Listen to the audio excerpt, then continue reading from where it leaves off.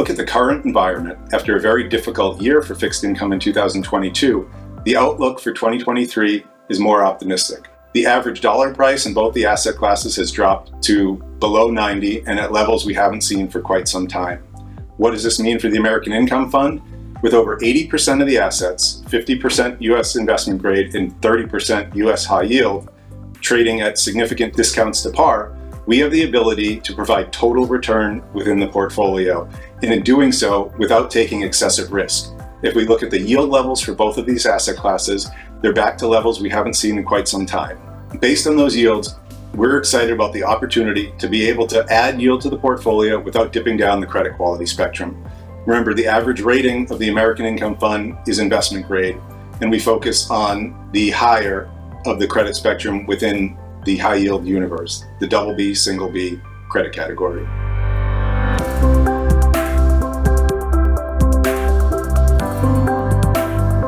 The return profile for the asset class typically, after a negative year, has positive returns, and in many cases has multiple years of positive returns. In addition to that backdrop, we also have a very strong fundamental backdrop. You have credit balances or cash balances at all-time highs. You have leverage back to below levels where it was prior to COVID, and you have interest coverage levels at all-time highs as well.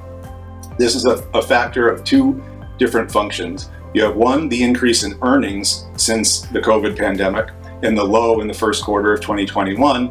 And you also have new issuance that came throughout 2020, 2021, and in 2022, where company management teams have been able to refinance and push out their balances, their debt balances, so that there's no looming maturity wall. One of the other major aspects of why we're positive on the asset class is the fact that issuance has not subsided throughout 2022, despite it being a very difficult year. This has meant that corporate management teams in the investment grade universe have continued to access the capital markets.